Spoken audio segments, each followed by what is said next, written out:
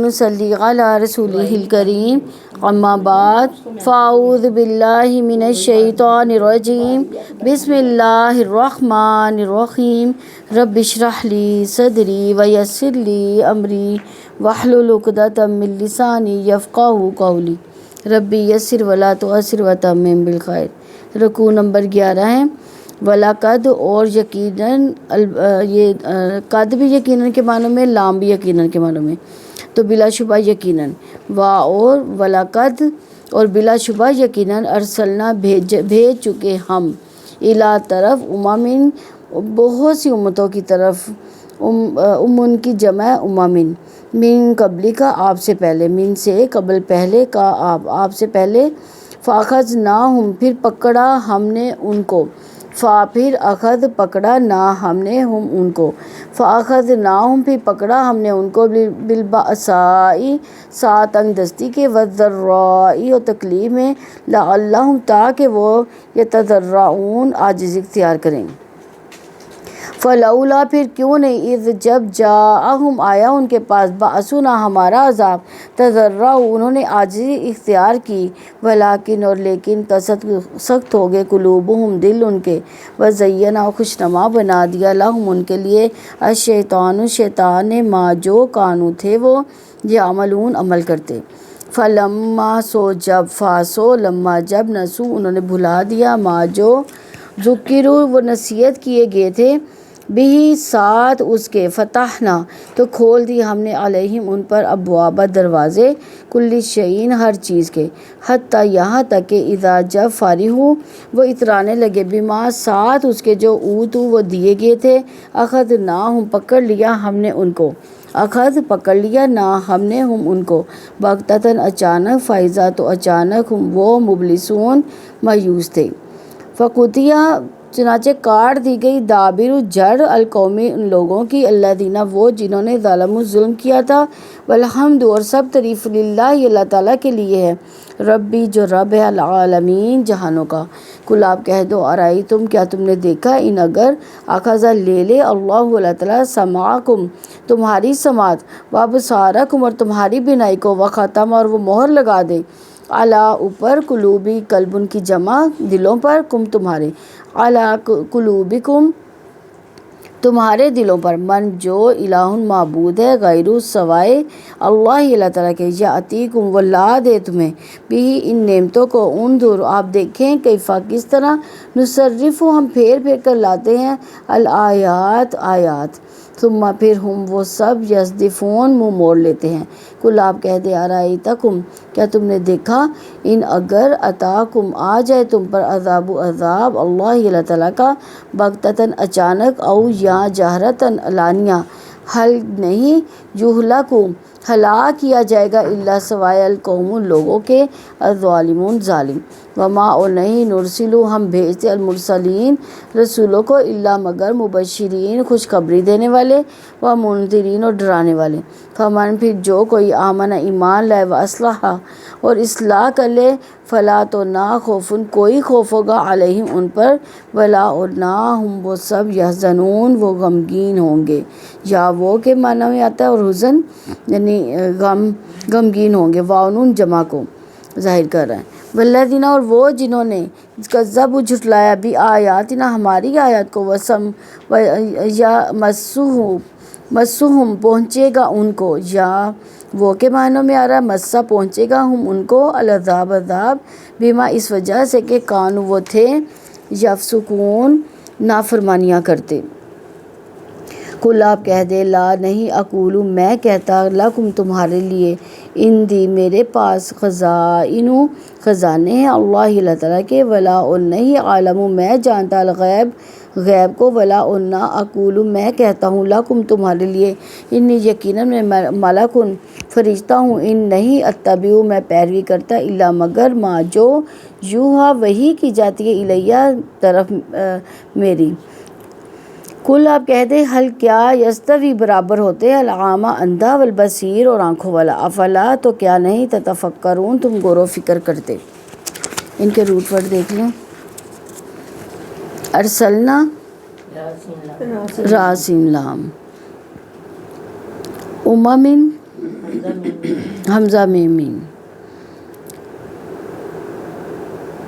ہم فأخذناہم حمزہ بأسنا بالبأسائی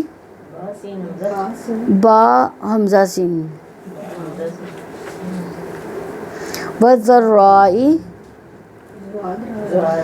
ضاد را یتضرعون ضاد را عین تضرعو کا بھی یہی ہے. کسرت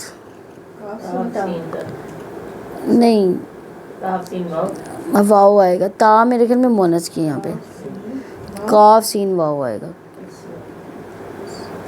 دیکھیں پیچھے لکھا ہوا ہے اس کا.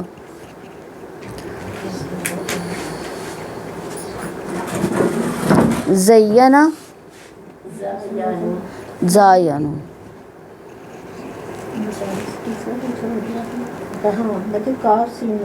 ہے نا واو ہے نا کاف سین واو ہے. یہ تا مونس کی ہے نا. یعملون نسو نون سین جا. فتحنا فاتحہ. ابوابا ہاں با واو با. فارحو فارحا. مبلسون بالام سے. فقوتیہ قاف تا عین. دابرو دال بارا.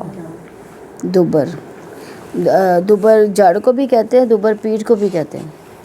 العالمین عین لام. سمعکم ابصارکم خاتمہ کا خاتمہ ہی ہے. انظر نون دوارا. نصرفو سواد رافا.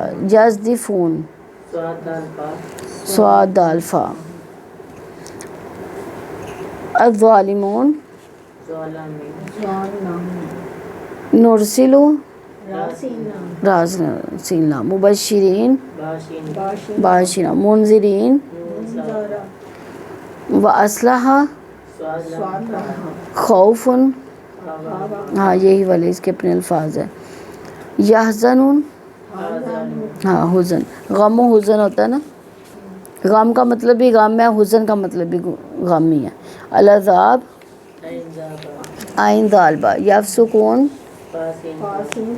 فاسین کاف. یہاں پہ آ رہا ہے اندی. اندی میں جو چھوٹی ہے نا میری کے معنی میں آ رہا ہے نا اندی. اور یہ دیکھ اقولو اقولو. یہ کون سا حمزہ کون سا یہ ہاں میں کریم میں کہتا ہوں. الغیب ہاں ال ہٹا دیں گے باقی اس کے اپنے الفاظ ہیں. یستوی ہاں سوی. مساوی بھی اسی لفظ سے ہے نا. والبصیر تتفکرون فا کافرا. رکوع نمبر 11 کی تفسیر دیکھتے ہیں. آیت نمبر 42 ہے. وَلَقَدْ أَرْسَلْنَا إِلَىٰ أُمَمٍ مِّن قَبْلِكَ فَأَخَذْنَاهُمْ بِالْبَأْسَاءِ وَالضَّرَّاءِ لَعَلَّهُمْ يَتَضَرَّعُونَ. اور بلا شبہ یقیناً آپ سے پہلے بھی ہم بہت سی امتوں میں رسول بھیج چکے ہیں, پھر ہم نے ان کو تنگ دستی اور تکلیف میں پکڑا تاکہ وہ عاجزی اختیار کریں. وَلَقَدْ أَرْسَلْنَا إِلَىٰ أُمَمٍ مِّن قَبْلِكَ یعنی اللہ تعالیٰ نے تاریخی اعتبار سے قوموں کی اصلاح کے لیے رسول بھیجے تھے. نبی صلی اللہ علیہ وسلم کے آنے سے پہلے بھی بہت سی امتوں میں رسول بھیجے گئے. رسولوں نے انہیں ایمان, توحید اور عبادت کا حکم دیا, تو اللہ تعالیٰ نے انہیں مشکلات اور مصائب سے دور چار کیا کہ وہ عاجزی اختیار کریں. فَأَخَذْنَاهُمْ بِالْبَأْسَاءِ وَالضَّرَّاءِ لَعَلَّهُمْ يَتَضَرَّعُونَ پھر ہم نے ان کو تنگ دستی اور تکلیف میں پکڑا تاکہ وہ عاجزی اختیار کریں. یعنی اللہ تعالیٰ نے جب اپنے رسولوں کو بھیجا تو لوگوں نے کیا کیا؟ انکار کر دیا, جھٹلا دیا, نافرمانی کی. تو اللہ تعالیٰ نے ان کو تنگ دستی تکلیف میں پھر مبتلا کر دیا تاکہ وہ شاید کہ اللہ تعالیٰ کی طرف لوٹ جائیں عاجزی اختیار کرنے. تو اللہ تعالیٰ نے ان پر رحم کرتے ہوئے فکر اور مرض اور آفات اور مصائب میں ان کو گرفتار کر دیا. لعلہم یتضرعون، تاکہ وہ عاجزی اختیار کریں کہ اللہ تعالیٰ کے پاس عاجزی سے گڑ گڑائیں، سختی کے وقت اس کی پناہ میں طلب کریں۔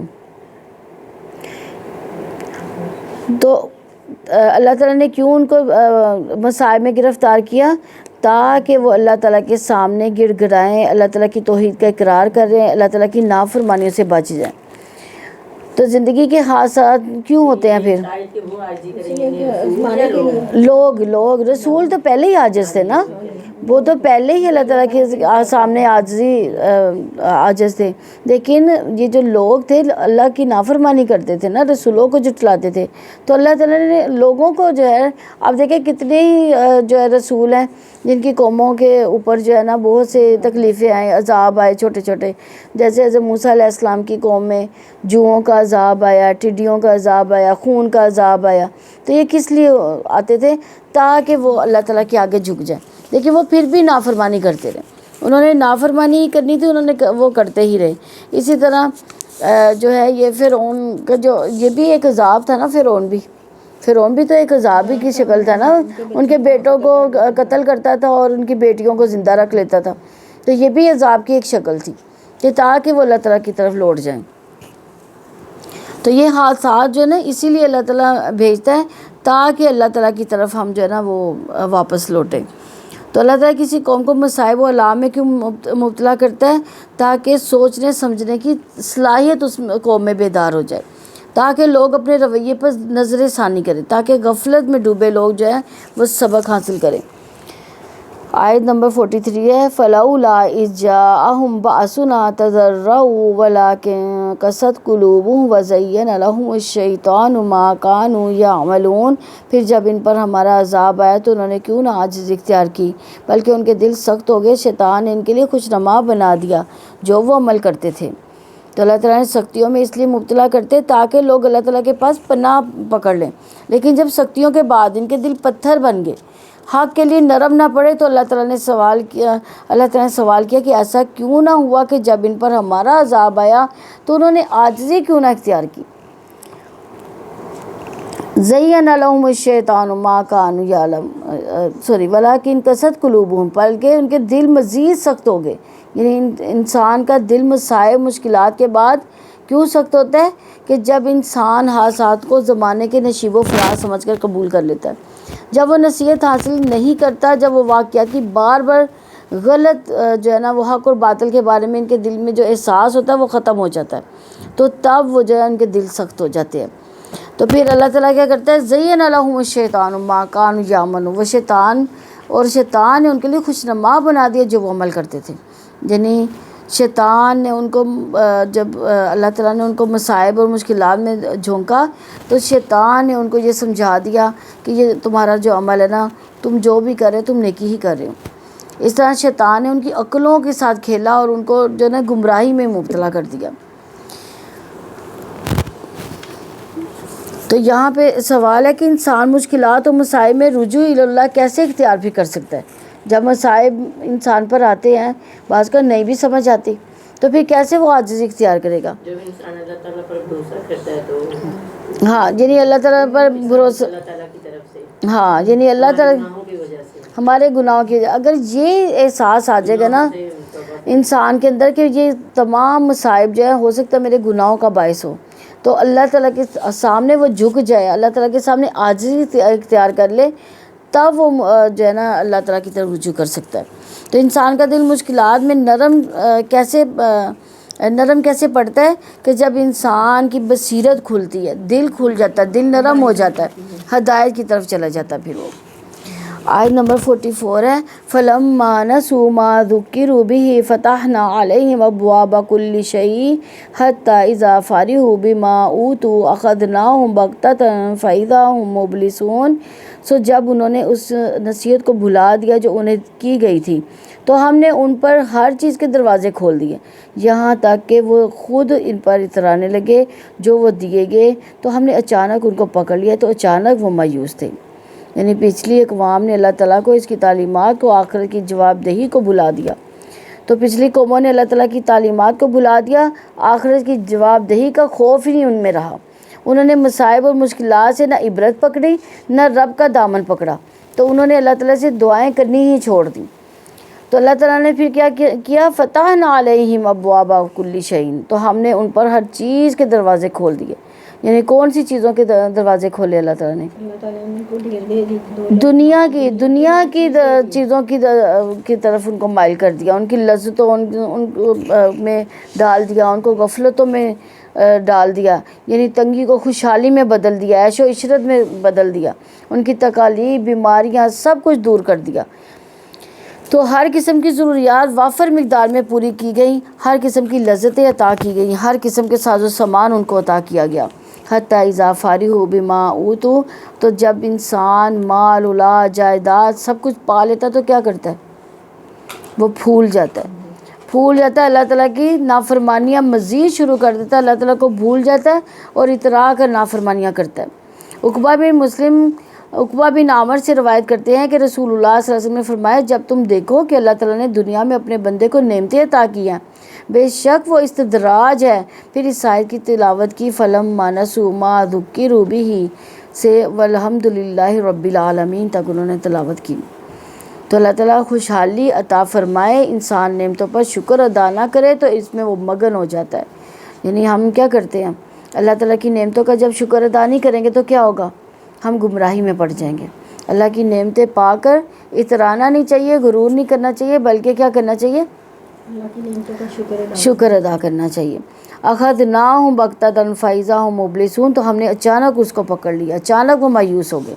یعنی جب انسان مزید غفلت میں پڑتا جاتا ہے، اپنی جو ہے نا قابلیت پر، اپنی عزت پر، اپنے مال و دولت اولاد پر اتراتا ہے اور اللہ تعالیٰ کی نافرمانی میں اور زیادہ گرتا چلا جاتا ہے، تو پھر اللہ تعالیٰ اچانک ہی اس کو پکڑ لیتا ہے۔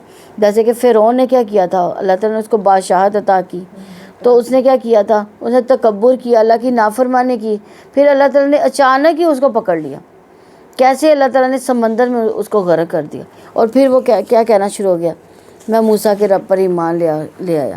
لیکن اس وقت ایمان جو ہے وہ قابل قبول نہیں ہوتا۔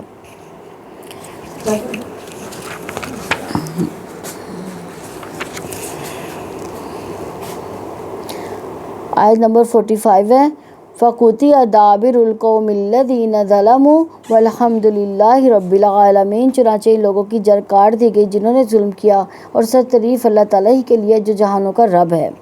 یعنی جڑ کٹ جانے سے مراد ظالموں کی عذاب سے بربادی اور ان کا اسباب سے منقطع ہونا ہے۔ رحمت عالم صلی اللہ علیہ وآلہ وسلم نے فرمایا، جب اللہ تعالیٰ کسی قوم کو باقی رکھنا اور ترقی دینا چاہتا ہے تو اسے میانہ روی اور پارسائی عطا فرماتا ہے، اور جب کسی قوم کی جڑ کاٹنا چاہتا ہے تو اس پر خیانت کے دروازے کھول دیتا ہے۔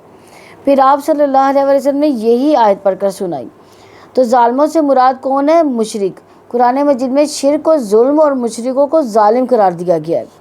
کسی قوم کے دابرون جڑ کٹنے سے مراد ہے کہ یعنی سب سے پیچھے آنا، یعنی آخری آدمی، اس سے مراد پوری قوم کی جڑ کٹنا ہے، اس لیے کہ آخری آدمی بعد میں کٹتا ہے، پہلے والے پہلے کٹ جاتے ہیں۔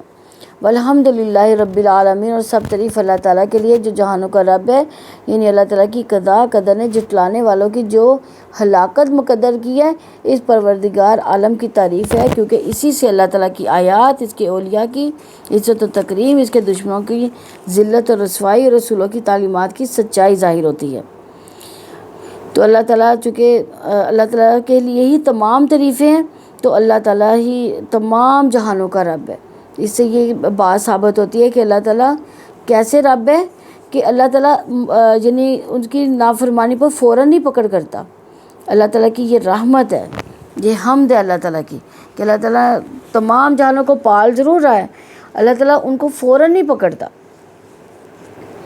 آیت نمبر 46 ہے، قُلْ أَرَأَيْتُمْ إِنْ أَخَذَ اللَّهُ سَمْعَكُمْ وَأَبْصَارَكُمْ وَخَتَمَ عَلَى قُلُوبِكُمْ مَنْ إِلَٰهٌ غَيْرُ اللَّهِ يَأْتِيكُمْ بِهِ انظُرْ كَيْفَ نُصَرِّفُ الْآيَاتِ ثُمَّ هُمْ يَصْدِفُونَ۔ آپ کہہ دو کہ کیا تم نے دیکھا کہ اگر اللہ تعالیٰ تمہاری سماعت، تمہاری بینائی لے لے، تمہارے دلوں پر مہر لگا دے، تو اللہ تعالیٰ کے سوا کون معبود ہے جو تمہیں یہ نعمتیں لا دے؟ اور آپ دیکھیں ہم کس طرح آیات کو پھیر پھیر کر لاتے ہیں، پھر بھی وہ منہ موڑ لیتے ہیں۔ کل سے کون مراد ہے؟ نبی صلی اللہ علیہ وسلم یعنی اے محمد صلی اللہ علیہ وسلم آپ ان جھٹلانے والوں اور دشمنی رکھنے والوں سے کہہ دیں آرائیتم کیا تم نے دیکھا، یعنی اس صیغے میں تعجب ہے، ان اخذ اللہ سمعکم وابصارکم وختم علی قلوبہم کہ اگر اللہ تعالیٰ تمہاری سماعت تمہاری بینائی لے جائے، تمہارے دلوں پر مہر لگا دے، اور اللہ تعالیٰ تمہاری ایسی حالت میں تمہیں لے آئے کہ نہ تمہاری سماعت ہو، نہ تمہاری بصارت ہو، نہ سوچنے سمجھنے کی قوت ہو، تو آیت مذکور میں تینوں اعضاء جسم انسانی کے اشرف اعضاء ہیں، یعنی جب وہ بیکار ہو جائیں تو جسم جو ہے نا پورا جو انسانی نظام ہے نا وہ معطل ہو جائے گا، اسی لیے اللہ تعالیٰ نے ان تینوں کا ذکر کیا ہے، یعنی اگر ہم سن نہیں سکیں گے تو کچھ بھی نہیں کر سکتے، اگر آنکھیں نہیں کام کریں گی تو ہم تب بھی بیکار ہیں، اور اگر ہمارا دل صحیح نہیں سوچ رہا، غلط سوچ میں پڑا ہوا ہے، تب بھی ہمارا جو جسم ہے وہ بیکار ہے۔ تو اللہ تعالیٰ کو کان، آنکھیں، دل جیسی صلاحیتیں دے کر رب کیا مطالبہ کرتا ہے کہ اللہ تعالیٰ یہ چاہتے ہیں کہ انسان کان رکھتے ہوئے غور سے سنے، کیونکہ سب کچھ اسی نے عطا کیا ہے، اور آنکھیں رکھتا ہوا حق بات کو دیکھے، اور دل رکھتا ہوا صحیح جو ہے گمراہی اور باطل اور ایمان میں فرق تلاش کر سکے۔ اسی لیے اللہ تعالیٰ سورہ ملک میں فرماتے ہیں قُلْ هُوَ الَّذِي أَنشَأَكُمْ وَجَعَلَ لَكُمْ السَّمْعَ وَالْأَبْصَارَ وَالْأَفْئِدَةَ قَلِيلًا مَا تَشْكُرُونَ کہہ دو وہ اللہ تعالیٰ یہ جس نے تمہیں پیدا کیا، تمہارے لیے کان، آنکھیں، دل بنائے، تم بہت کم شکر ادا کرتے ہو۔ تو اللہ تعالیٰ کیا چاہتے ہیں کہ انسان دل رکھتے ہوئے غور و فکر کرے، واقعات سے صحیح نتائج اخذ کرے۔ تو کان، آنکھوں اور دل کو لے جانے سے کیا مراد ہے کہ انسان صلاحیت رکھنے کے باوجود ان سے وہ کام ہی نہ لے سکے، یعنی اللہ تعالیٰ ان سے یہ صلاحیتیں ہی کھو دے ان کے، یعنی ہمیں دیکھنے میں تو یہ نظر آئے گا کہ اس کی آنکھیں ہیں، اس کے کان ہیں، اس کا دل ہے، لیکن ان کان، دل اور آنکھوں سے وہ کام ہی نہ لے سکے، جو اصل حقائق کو جاننا، اس پر غور و فکر کرنا ہوتا ہے۔ تو انسان اپنی صلاحیتوں سے وہ کام نہ لے جس کی وجہ سے صلاحیتیں دی گئی ہیں، تو وہ اپنے آپ کو خطرے میں ڈال لیتا ہے اس طرح سے۔ تو دنیا میں رہنے والے ایسے انسان جن سے کان، آنکھیں، دل چھین لیے جائے، کس نوعیت کے انسان ہوتے ہیں؟ وہ بیکار انسان ہوتے ہیں، یعنی جس کے پاس کان نہ رہے وہ بہرا ہو جاتا ہے، جس کے پاس آنکھیں نہ رہے وہ اندھا ہو جاتا ہے، اور جس کے پاس دل نہ رہے وہ بے عقل دیوانہ بن جاتا ہے۔ تو ایسا انسان آخرت کے اعتبار سے ذلیل اور بے قیمت ہو جاتا ہے، اس سے بڑی کوئی محرومی نہیں ہو سکتی۔ انظر کیف نصرف الآیات ثم هم یصدفون آپ دیکھیں کہ ہم کس طرح آیات کو پھیر پھیر کر لاتے ہیں، پھر بھی وہ منہ موڑتے ہیں، یعنی اللہ تعالیٰ نے توجہ دلائی کہ دیکھو ہم اپنی آیات کو کس طرح اسلوب میں بیان کرتے ہیں، کیسے اپنی نشانیوں کو طرح طرح سے سامنے لاتے ہیں تاکہ حق کا راستہ روشن اور مجرموں کے راستے سے واضح ہو جائے۔ اب دیکھیں یہ آیات کیا کفار قریش نے نہیں سنی ہوں گی، لیکن یہ آیات ان کے دل پر کیوں نہیں اثر کی؟ حالانکہ اللہ تعالیٰ نے واضح فرمایا کہ میں نے تمہیں آنکھیں بھی دی، میں نے تمہیں کان بھی دیے، تمہیں دل بھی دیا، کیوں دی؟ تاکہ تم حق کو دیکھ سکو، حق کو واضح بتا دیا گیا۔ ثم هم یصدفون پھر بھی وہ منہ موڑ گئے، یعنی یہ سارا کچھ سن کر، دیکھ کر، حق کی بات کو سن کر انہوں نے کیا کیا؟ منہ موڑا، روح گردانی کی، کترا گئے۔ تو یصدفون سے مراد ہے کہ وہ انسان جن کے سامنے حق واضح کیا جا رہا ہے وہ بیمار اونٹ کی طرح ایک طرف جھکتے ہیں، جس جانب ان کا جھکاؤ ہوتا وہ حق نہیں ہوتا، وہ حق واضح بیان کے بعد سیدھے راستے کو چھوڑ کر ٹیڑھے راستے پر چلے جا رہے ہیں، وہ اللہ تعالیٰ کی آیات سے اعتراض کرتے ہیں۔ حق کو چھوڑنے والوں کے لیے اس فعل کا قابل نفرت تصور کیا گیا ہے۔ آیت نمبر 47 ہے قُلْ أَرَأَيْتَكُمْ إِنْ أَتَاكُمْ عَذَابُ اللَّهِ بَغْتَةً أَوْ جَهْرَةً هَلْ يُهْلَكُ إِلَّا الْقَوْمُ الظَّالِمُونَ آپ کہیں کیا تم نے دیکھا کہ اگر تم پر اللہ تعالیٰ کا عذاب اچانک یا اعلانیہ آ جائے تو نہیں ہلاک کیا جائے گا سوائے ظالم لوگوں کے۔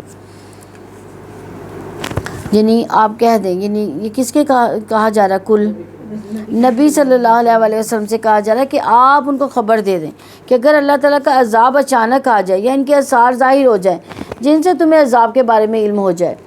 بغتتاً سے مراد عذاب ہے جو اچانک کسی سابق اطلاع کے بغیر ہی آ جائے، جہرتاً سے مراد کہ جو کسی سابقہ اشارہ اطلاع کے بغیر ہو۔ تو اللہ تعالیٰ نے انسانی شعور کو جھنجھوڑا کہ سوچو اگر عذاب آیا تو اس کی زد میں ظالموں کے سوا پھر کون آئے گا۔ اللہ تعالیٰ انسان کو ڈرانا چاہتے تاکہ اپنا وہ بچاؤ کر لیں۔ اللہ تعالیٰ چاہتے ہیں کہ انسان ایسی صورتحال کے پیش آنے سے پہلے ان کاموں سے باز ہو جائے۔ حال یہلک الا القوم الظالمون، تو نہیں ہلاک کیا جائے گا سوائے ظالم لوگوں کے، یعنی عذاب آنے پر کون لوگ ہلاک ہوں گے؟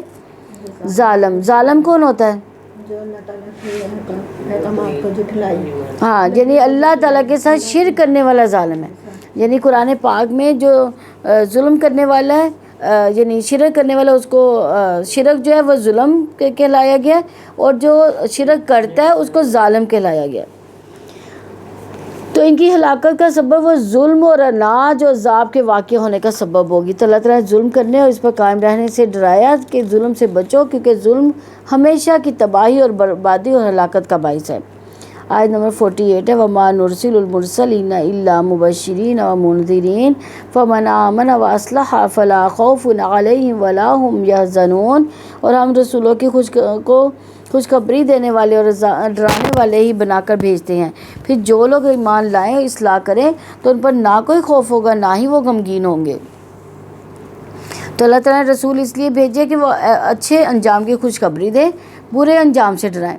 اللہ تعالیٰ رسول اس لیے بھیجتے ہیں کہ وہ انسانوں کو رب کا راستہ اختیار کرنے کی دعوت دے۔ انبیاء رسول کی ذمہ داری یہ ہے کہ وہ اللہ تعالیٰ کی طرف لوگوں کو بلائیں، جنت کی خوشخبری دیں، جہنم سے ڈرائیں۔ ان کی ذمہ داری یہ نہیں ہے کہ کافروں کی خواہش اور ان کی منشا کے مطابق اللہ تعالیٰ کی نشانیاں بھیجنے کی دعا کرتے رہیں۔ تو دین میں رسول کا کیا مقام ہے کہ رسول انسان ہے، اللہ تعالیٰ کے پیغام کو انسانوں تک پہنچانے کے لیے مامور ہوئے ہیں۔ ان کو خوشخبریاں سناتے ہیں جو ایمان لاتے ہیں، ان کو ڈراتے ہیں جو ایمان نہیں لاتے۔ تو پیغام دینے کے بعد رسول کا فریضہ رسالت ختم ہو جاتا ہے۔ لیکن لوگ کیا چاہتے ہیں؟ لوگ ان سے مطالبات کرتے ہیں کہ ہمیں کوئی نشانی دکھاؤ۔ ان کو یقین نہیں ہوتا کہ یہ واقعی اللہ کے رسول ہیں۔ تو رسول یہاں پہ بتا دیا گیا کہ نشانیاں دینے کے لیے نہیں آتے بلکہ اللہ کا پیغام دینے کے لیے آتے۔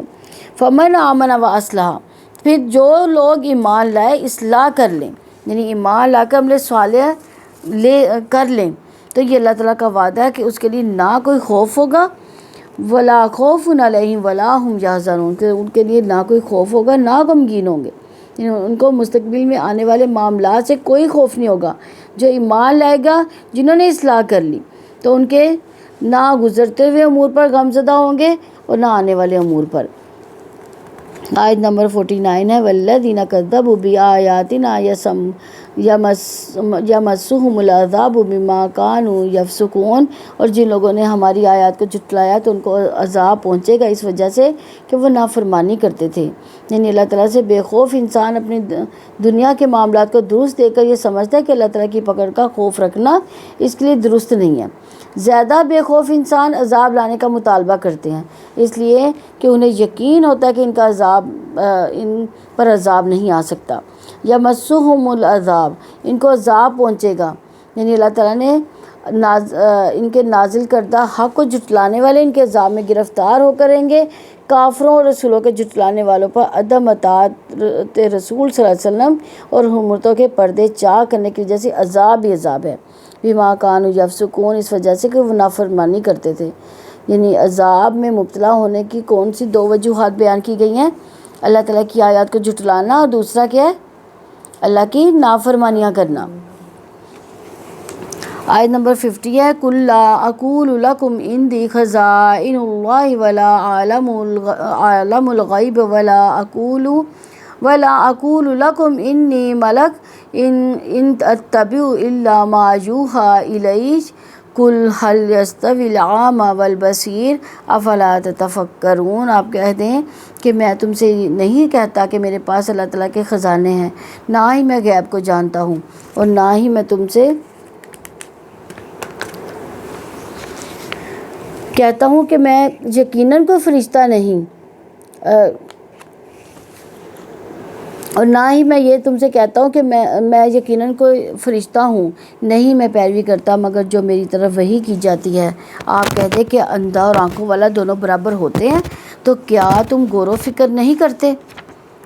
تو یہاں پہ کس کو کہا جا رہا ہے؟ کل نبی صلی اللہ علیہ وسلم سے کہا جا رہا ہے، کل لا اقول لکم، میں تم سے نہیں کہتا، یعنی معجزات کا مطالبہ کرنے والوں سے، یہ کہنے والوں سے تو کہ تم چاہتے ہو کہ ہم تمہیں بھی الہ مان لیں۔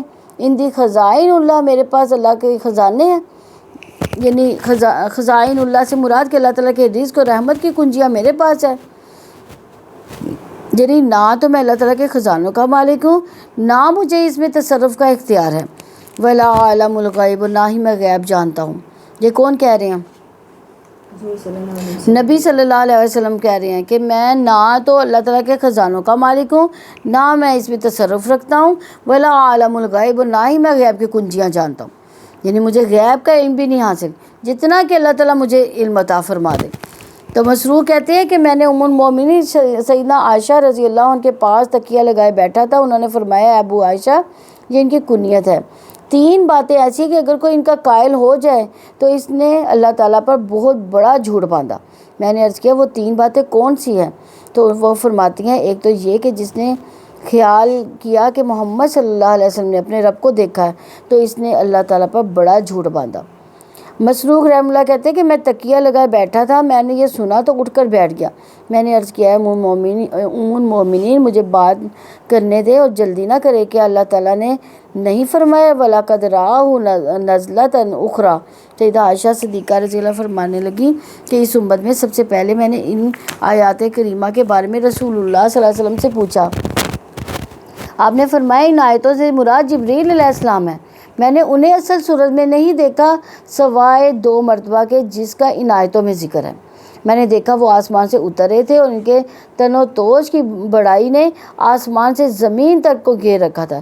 اس کے بعد سیدہ عائشہ نے فرمایا کیا تو نے نہیں سنا کہ اللہ تعالیٰ نے فرمایا لا تدرک الابصار وہو یدرک الابصار وہو اللطیف الخبیر؟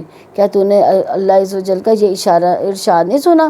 وما کان لبشر ان یکلمہ اللہ الا وحیا او من وراء حجاب او یرسل رسولا فیوحی بإذنہ ما یشاء انہ علی حکیم، یعنی اس کی آنکھیں اسے نہیں دیکھ سکتی، نہ وہ آنکھوں کا ادراک کر سکتا ہے، اور وہی لطیف و خبیر ہے، یعنی جو دنیا کی آنکھ ہے وہ اللہ تعالیٰ کو نہیں دیکھ سکتی، اور کسی انسان کے لیے یہ مناسب نہیں کہ وہ اللہ تعالیٰ سے باتیں کرے مگر وحی یا پردے کے پیچھے سے۔ اور دوسری آیت یہ ہے کہ جو کوئی یہ خیال کرے کہ رسول اللہ صلی اللہ علیہ وسلم نے اللہ تعالیٰ کی کتاب میں سے کچھ چھپا لیا تو اس نے اللہ تعالیٰ پر بہت بڑا بہتان لگایا۔ اللہ تعالیٰ نے فرمایا یا ایھا الرسول بلغ ما انزل الیک من ربک وان لم تفعل فما بلغت رسالتہ۔ اللہ کے رسول صلی اللہ علیہ وسلم آپ صلی اللہ علیہ وسلم پر اور آپ صلی اللہ علیہ وسلم کے رب کے حکم سے اترا ہے، اس کی تبلیغ کیجئے کہ اگر آپ صلی اللہ علیہ وسلم ایسا نہ کریں گے تو آپ حق رسالت ادا نہ کریں گے۔ اور تیسری بات کہ جو آدمی یہ کہے کہ رسول اللہ صلی اللہ علیہ وسلم آندہ ہونے والی باتوں کو جانتے ہیں تو اس نے بھی اللہ تعالیٰ پر بہت بڑا جھوٹ باندھا۔ اور اللہ تعالیٰ فرماتا ہے محمد صلی اللہ علیہ وسلم آپ فرما دیجئے کہ آسمان و زمین میں اللہ تعالیٰ کے سوا کوئی غیب کی باتیں نہیں جانتا۔ یہ مسلم کی 439 نمبر حدیث ہے۔ دیکھیں اس میں واضح، اس حدیث میں بھی واضح ہے کہ نہ تو نبی صلی اللہ علیہ وسلم غیب کے خزانوں کو جانتے تھے اور نہ ہی کسی یعنی جس طرح اللہ تعالیٰ کو بھی نہیں دیکھا انہوں نے۔ یعنی بعض لوگ یہ بھی کہتے ہیں نا کہ نبی صلی اللہ علیہ وسلم نے اس ہم کلام ہوئے تھے، اللہ تعالیٰ سے ہم کلام ہوئے تھے۔ ہاں، اور یہ عام جو بشری جو آنکھ ہے نا، جو دنیاوی آنکھ ہے، یہ اللہ تعالیٰ کو دیکھنے کے قابل نہیں ہے۔ ہاں جنت میں اللہ تعالیٰ دیدار ضرور کروائیں گے اپنے جنتیوں کو، لیکن وہ کون سی آنکھ ہوگی یہ اللہ تعالیٰ جانتے ہیں، وہ کیسے ہوگا یہ اللہ تعالیٰ ہی بہتر جانتے ہیں۔ تو اللہ کے نبی صلی اللہ علیہ وسلم نے وحی میں سے بھی کوئی چیز نہیں چھپائی، کوئی ایسی بات نہیں چھپائی ہم سے، اگر وہ چھپائی ہوتی تو وہ بھی اللہ تعالیٰ جو ہے وہ واضح کر دیتے قرآن میں۔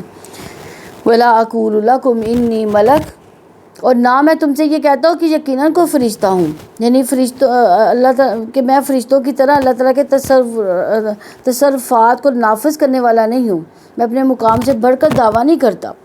ان اتبع الا ما یوحی الیہ، نہیں میں پیروی کرتا مگر جو میری طرف وحی کی جاتی ہے، یعنی میں بھی دوسرے لوگوں کی طرح ایک انسان ہوں، اللہ تعالیٰ نے میرے پاس وحی بھیجی، اس کا پیروکار ہوں میں، اور خود بھی اس پر عمل کرتا ہوں اور سب کو اس کی طرف دعوت بھی دیتا ہوں۔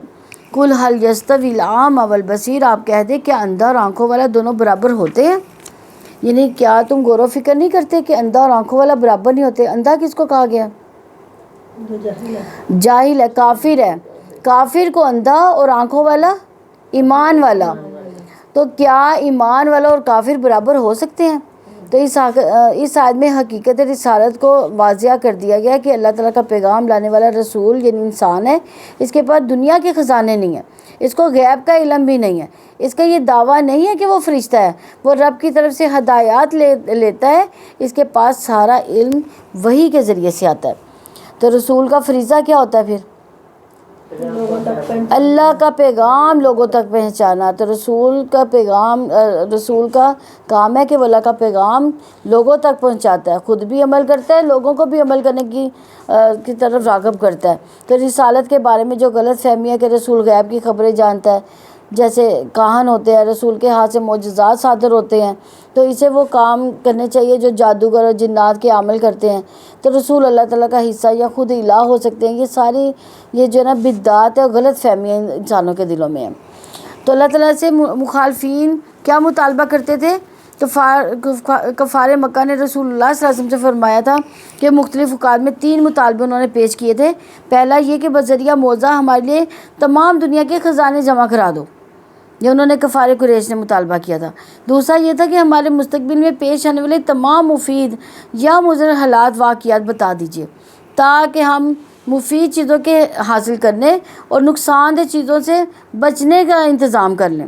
تیسرا یہ کہ ہماری سمجھ میں نہیں آتا کہ ہماری قوم کا ایک انسان جو ہماری طرح ماں باپ سے پیدا ہوا ہے، تمام بشری صفات، کھانے پینے، بازاروں میں گھومنا پھرنا وغیرہ سب ہے، تو وہ ہمارے ساتھ شریک ہے، تو اللہ تعالیٰ کا رسول کیسے بن سکتا ہے وہ؟ اور کوئی فرشتہ ہوتا جس کی تخلیق اور اوصاف ہم سے ممتاز ہوتی تو ہم اس کو اللہ تعالیٰ کا رسول اپنا پیشوا مان لیتے۔ یہ ان کے مطالبات تھے۔ تو مطالبات کا مقصد اپنی دشمنی کو چھپانا تھا، یہ اصل میں نہ ماننے کے بہانے تھے ان کے۔ تو رسالت کی حقیقت رسول اللہ صلی اللہ علیہ وسلم کی شخصیت کے بارے میں پھیلی ہوئی جہالتوں کی وجہ سے ہے، اللہ تعالیٰ کی ہدایت کو چھوڑ دینے کی وجہ سے رسول اللہ صلی اللہ علیہ وسلم سے یہ مطالبے کیے گئے۔ تو اس آیت میں یہ بتانے کے بعد کہ رسول اللہ صلی اللہ علیہ وسلم وہی سے ہدایت حاصل کرتے ہیں، یہ کہنا کہ هل یستوی الاعمی والبصیر، اندھے اور آنکھوں والے برابر نہیں ہوتے، یہ کس طرف بھی توجہ دلائی گئی ہے؟ یعنی قرآن و حدیث کا علم حاصل کرنا اس کی اتباع کرنے کے لیے ضروری ہے۔ جو علم رکھتا ہے وہی اتباع کرے گا، وہ بینا ہے، آنکھوں والا ہے، جو وحی کی پیروی کرتا ہے، اور جو وحی کی پیروی نہیں کرتا وہ اندھا ہے، کیونکہ وہ قرآن و سنت کا علم ہی نہیں حاصل کرتا، تو وہ پھر عمل کیسے کرے گا؟ مشکل ہوگی، ہمیں بتانا پڑے گا۔ ہاں، اکثر لوگ یہ کہتے ہیں کہ ہم یہ علم نہیں سیکھیں گے قرآن کا کہ پھر ہمیں عمل کرنا پڑے گا۔ دیکھیں کیسی گمراہی کی بات ہے۔ تو اللہ تعالیٰ نے انسانی شعور کو یہاں پہ جھنجھوڑا کہ یہ بتاؤ کہ اندھے اور آنکھوں والے برابر ہو سکتے ہیں؟ کیا تم غور و فکر نہیں کرتے؟ تو آیت کے آخری حصے میں توجہ دلائی گئی کہ کیا تم غور و فکر نہیں کرتے کہ کون کہاں سے رہنمائی حاصل کر رہا ہے اور کون اندھیروں میں لڑکھڑا رہا ہے۔ الحمدللہ یہ ہمارا رکوع کمپلیٹ ہوا۔ اللہ تعالیٰ اس کو ہمیں سمجھنے اور اس پر عمل کرنے کی توفیق عطا فرمائے۔ سبحانک اللہم و بحمدک، نشہد ان لا الہ الا انت، نستغفرک و نتوب الیک۔ السلام علیکم ورحمۃ اللہ وبرکاتہ۔